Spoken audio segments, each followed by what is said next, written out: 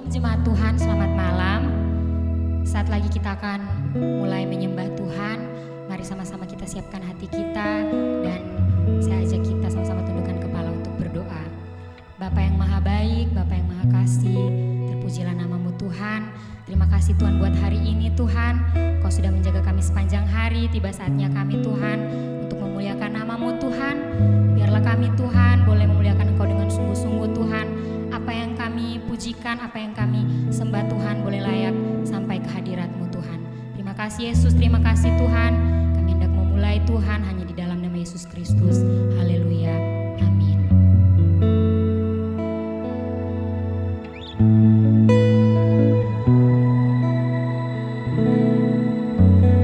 Dari semula telah Kau tetapkan hidupku dalam tangan-Mu, dalam rencana-Mu Tuhan. Rencana indah telah Kau siapkan bagi masa depanku yang penuh harapan. Sebuah baik, apa yang telah Kau perbuat di dalam hidupku. Sebuah baik, sungguh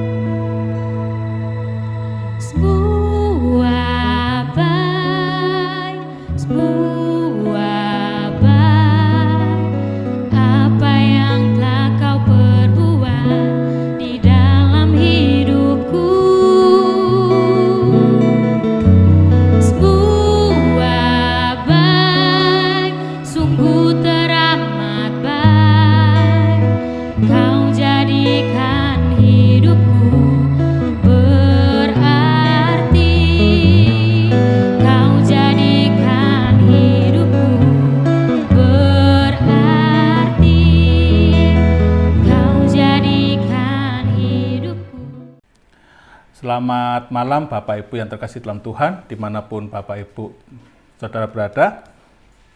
Sejenak kita akan mendengarkan firman Tuhan, sebelumnya kita akan berdoa. Terima kasih Tuhan buat penyertaan-Mu pada malam hari ini.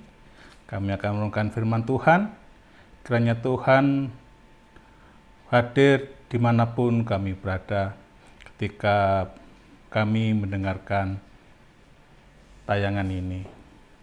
Terima kasih Tuhan, berkati kami semua yang melihat yang ini. Terima kasih Tuhan, dalam nama Tuhan Yesus Kristus kami berdoa. Amin. Pada malam hari ini,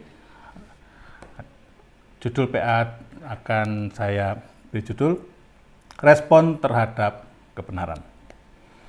Saya ambil dalam Matius pasal yang ke-28 ayat 1 sampai yang ke-15. Matius pasal 28 ayat 1 sampai 15. Akan saya bacakan. Setelah hari Sabat lewat, menjelang menyingsing fajar pada hari pertama minggu itu, pergilah Maria Magdalena dan Maria yang lain menengok kubur itu. Maka terjadilah gempa bumi yang hebat, sebab seorang malaikat Tuhan turun dari langit dan datang ke batu itu dan menggulingkannya lalu duduk di atasnya. Wajahnya bagaikan kilat dan pakaiannya putih bagaikan salju. Dan penjaga-penjaga itu gentar ketakutan dan menjadi seperti orang-orang mati. Tetapi malaikat itu berkata kepada perempuan-perempuan itu, "Janganlah kamu takut, sebab aku tahu kamu mencari Yesus yang disalibkan itu. Ia tidak ada di sini, sebab ia telah bangkit sama seperti yang telah dikatakannya. Mari lihatlah tempat ia berbaring. Dan segeralah pergi dan katakanlah kepada murid-muridnya bahwa ia telah bangkit dari antara orang mati.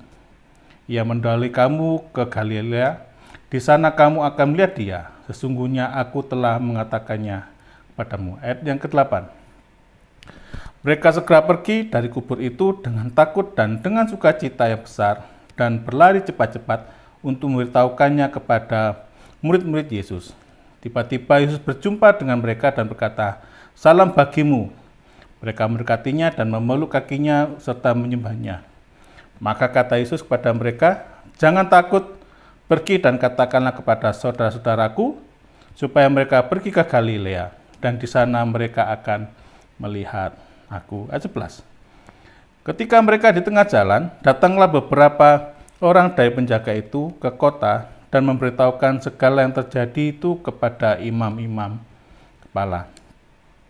Dan sesudah berunding dengan tua-tua, mereka mengambil keputusan lalu memberikan sejumlah besar uang kepada saudara-saudara itu. Dan berkata, "Kamu harus mengatakannya bahwa murid-muridnya datang malam-malam dan mencurinya ketika kamu sedang tidur. Dan apabila hal ini kedengaran oleh wali negeri, kami akan berbicara dengan dia sehingga kamu tidak beroleh kesulitan apa-apa." Ayat 15. Mereka menerima uang itu dan berbuat seperti yang dipesankan kepada mereka. Dan cerita ini tersiar di antara orang Yahudi sampai sekarang. Bapak Ibu sudah terkasih dalam Tuhan, begitu panjang pembacaan kita, Matius pasal 28 ayat 1 sampai 15. Di sini saya mempelajari paling tidak dua kelompok penerima kebenaran atau dua kelompok yang meresponi kebenaran. Kebenaran yang saya maksudkan di sini adalah kebenaran yang sesuai dengan firman Tuhan. Sebelum saya menjelaskan respon tersebut, mari kita melihat ke belakang dulu.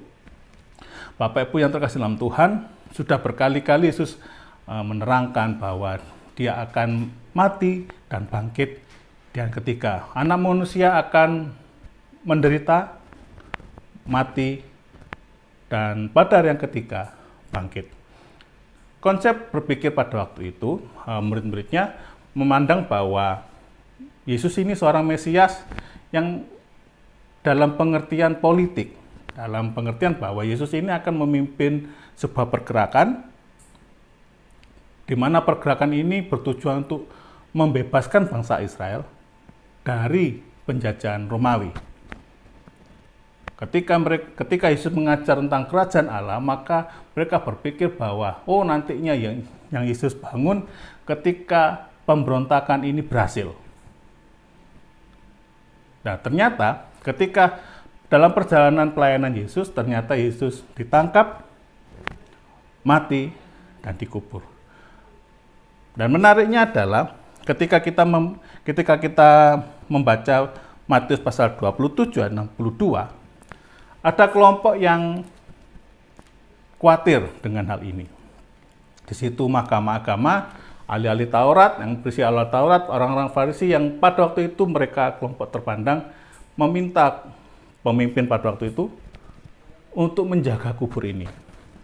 Lalu peristiwa ini terjadi. Kubur itu ada sesuatu yang supranatural dan menjelaskan bahwa Yesus bangkit. Bapak Ibu yang terkasih dalam Tuhan, kebenaran yang dimaksud sini adalah kebenaran yang sesuai dengan firman Tuhan. Dan paling tidak ada dua kelompok. Ketika melihat kebenaran, maka ada respon yang berbeda. Kelompok pertama adalah kelompok yang meresponi kebenaran dengan sukacita. Mereka menerima kebenaran dengan sukacita dan mereka membagikan. Dalam bacaan pada malam hari ini terwakilkan adalah kelompok dari para perempuan. Kalau kita lihat pada ayat yang pertama dikatakan bahwa pergilah Maria Magdalena dan Maria yang lain menengok kubur itu. Jadi ada beberapa orang perempuan datang ke kubur Yesus, dan ketika mereka datang ke kubur Yesus, ada peristiwa yang terjadi. Ada gempa, dan mereka bertemu dengan malaikat. Mereka lihat bahwa ada sesuatu di situ. Dan mereka berkata, "Kamu cari Yesus?" Tidak ada. Dia sudah bangkit. Kamu pergi, kamu beritakan kepada murid-murid yang lain.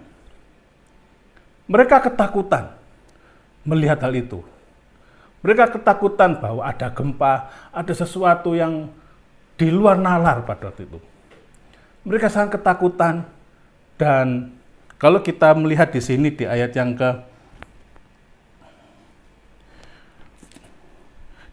ke-8 dikatakan, mereka segera pergi dari kubur itu dengan takut dan dengan sukacita yang besar dan berlari cepat-cepat untuk memberitahukannya kepada murid-murid Yesus. Ketika murid-murid itu melihat bahwa Yesus memang benar-benar bangkit, perkataan Yesus yang anak manusia akan mati dan pada hari yang ketiga dibangkitkan, itu ternyata kenyataan. Mereka memang ketakutan, tetapi ada satu sukacita di situ. Ada satu pengharapan yang mereka terima. Ketika Yesus benar-benar bangkit, ada satu hal yang membuat mereka bersukacita. Dan mereka menerimanya dengan sukacita. Kebenaran itu mereka terima dengan sukacita. Kelompok yang pertama adalah meresponi kebenaran dengan sukacita. Dan kelompok ini pasti berdampak bahwa kebenaran itu ketika mereka terima dengan sukacita, kebenaran itulah yang mengubahkan kehidupan mereka. Kalau kita lihat ke depannya, maka 12 rasul ketika Yesus belum bangkit, mereka kembali ke pekerjaan lamanya. Ketika Yesus benar-benar bangkit, mereka meninggalkan pekerjaannya dan mereka menjadi seorang yang berani. Contohnya Petrus. Ketika menjelang penyaliban, Petrus ini dituduh oleh seorang perempuan dan berkata gini, "Kamu yang tiap hari bersama-sama dengan dia." Petrus berkata, "Enggak." Sampai 3 kali, dan pernyataan yang ketiga Petrus ini bersumpah, "Sumpah, saya tidak kenal dia." Petrus dari seorang pengkhianat menjadi seorang yang berkorban-korban. Mengapa? Karena Petrus menerima kebenaran itu dengan sukacita. Kelompok yang pertama adalah meresponi kebenaran dengan sukacita. Meresponi kebenaran, mereka menerima kebenaran dan meresponi dengan sukacita, dan kebenaran itu mengubahkan kehidupan mereka. Itu kelompok yang pertama. Kelompok yang kedua adalah kelompok yang menolak kebenaran. Terwakilkan ada dua kelompok lagi. Dari sini kita baca di ayat yang ke-3. Ayat yang keempat. Dan penjaga-penjaga itu gentar, ketakutan, dan menjadi seperti orang-orang mati. Di situ di depan kubur ada beberapa penjaga. Dan penjaga inilah yang melihat langsung bagaimana peristiwa kebangkitan itu. Ada sesuatu yang terjadi dalam kubur itu, dan para penjaga tahu benar-benar. Mari kita flashback ke belakang. Penjaga ini adalah penjaga Romawi.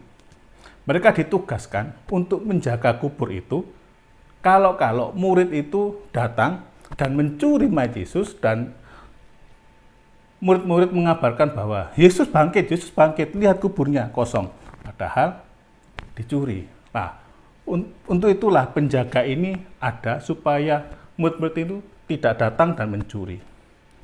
Di luar dugaan, tidak ada pencurian, justru kebangkitan. Dan seharusnya para penjaga ini adalah orang yang paling giat untuk penginjilan. Karena apa? Mereka melihat langsung kejadian kebangkitan. Mereka adalah orang Romawi. Mungkin mereka mendengar nama Yesus. Mungkin mereka mendengar apa yang dilakukan oleh Yesus. Mungkin mereka mendengar bahwa Yesus itu adalah katanya orang Mesias. Katanya orang Yesus akan bangkit di hari yang ketiga.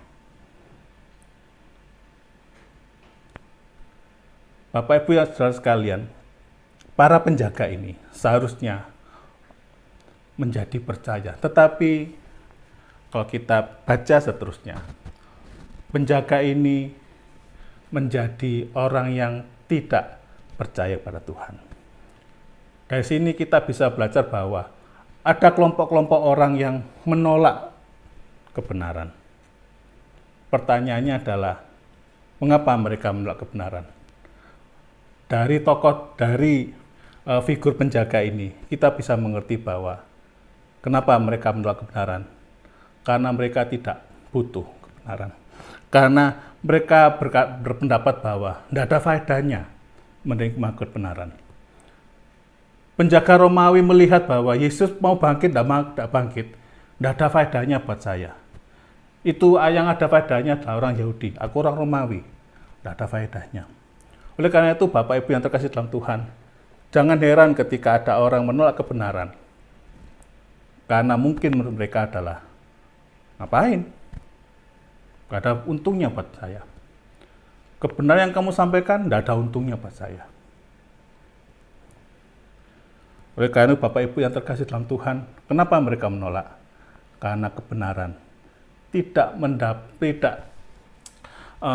mendatangkan keuntungan bagi mereka. Lain dengan kelompok yang pertama yang tadi, mereka menerima kebenaran dan kebenaran itu mengubah kehidupan mereka. Kelompok penjaga ini, mereka menolak karena berpikir bahwa kebenaran tersebut tidak ada faedahnya buat saya. Kelompok yang kedua, kenapa mereka menolak kebenaran? Itu terwakilkan dari kelompok mahkamah agama. Di ayat 11, ketika para penjaga, ketika mereka di tengah jalan, akan saya bacakan, datanglah beberapa orang dari penjaga itu ke kota dan memberitahukan segala yang terjadi kepada imam kepala.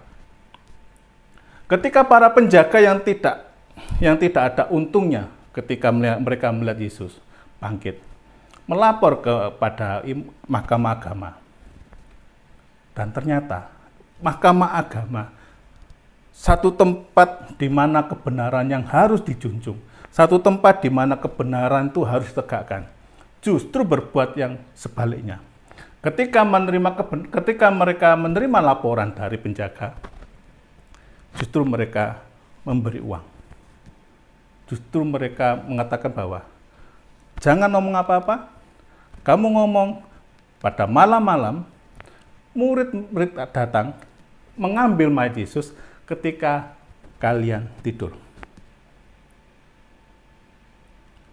Justru satu tempat di mana seharusnya kebenaran ini ditegakkan, ternyata tidak.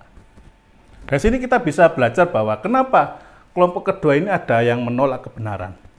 Alasannya adalah karena kebenaran tidak berpihak pada mereka. Karena kebenaran tidak berpihak kepada mereka. Dan mereka menolak. Dan tidak hanya menolak, tapi mereka merekayasa kebenaran yang lain. Mereka memberi uang, dan mereka berkata, mayat Yesus dicuri. Justru mereka merekayasa kebenaran yang lain untuk menutupi kebenaran sejati. Tetapi kebenaran sejati tetap muncul. Dari sini kita bisa belajar bahwa pangkat setinggi apapun, justru kadang-kadang mereka lah yang menolak kebenaran. Semakin tinggi kedudukan seseorang, justru semakin sulit menerima kebenaran. Karena apa? Karena ego mereka. Karena kedudukan mereka yang merasa tinggi, mereka tolak kebenaran. Mereka tidak mau kebenaran, yang mereka pegang adalah kebenaranku. Terakirkan dari kelompok mahkamah agama. Mereka justru merekayasa kebenaran yang lain. Dari sini kita belajar bahwa kenapa mereka menolak kebenaran. Tidak hanya kebenaran itu tidak berfaedah buat diri mereka, tetapi kebenaran itu justru menyerang mereka. Pertanyaannya adalah, ketika kebenaran datang kepada Anda, apakah Anda berkata, ini adalah kebenaran sejati, atau Anda menolak? Ketika kebenaran itu datang pada Anda, apakah Anda berkata, no, aku tidak butuh kamu. Aku tidak butuh kebenaran. Yang kubutuhkan adalah kebenaranku sendiri. Mari Bapak Ibu Saudara sekalian, siapapun diri kita, apapun yang menjadi, apapun diri kita, apapun jabatan kita, seharusnya tidak menghalangi kita untuk menerima kebenaran tersebut. Karena kebenaran itu sebenarnya seperti pil pahit ketika kita sakit. Kebenaran itu akan mengoreksi kita. Kebenaran itu akan memperbaiki kesalahan kita. Bahkan kebenaran itu mengubah hidup kita. Oleh karena itu, mari kita cintai kebenaran, mari kita cintai firman Tuhan. Karena di dalam firman Tuhan terdapat banyak kebenaran-kebenaran sejati yang kita bisa pelajari, dan kebenaran itu akan mengubah hidup kita semakin hari semakin lebih baik dan semakin hari berkenan di hadapan Tuhan. Mari kita datang pada Tuhan. Terima kasih Tuhan, pada malam hari ini kami bersyukur bahwa kami sudah merenungkan firman Tuhan. Ajar kami untuk selalu mencintai kebenaran yang datang, yang berasal daripadamu, dan tidak hanya mencintai kebenaran, tapi kami menjadi pelaku kebenaran itu sendiri. Terima kasih Tuhan, berkati kami semua yang melihat tayangan ini. Dalam nama Tuhan Yesus Kristus kami berdoa. Amin. Tuhan berkati.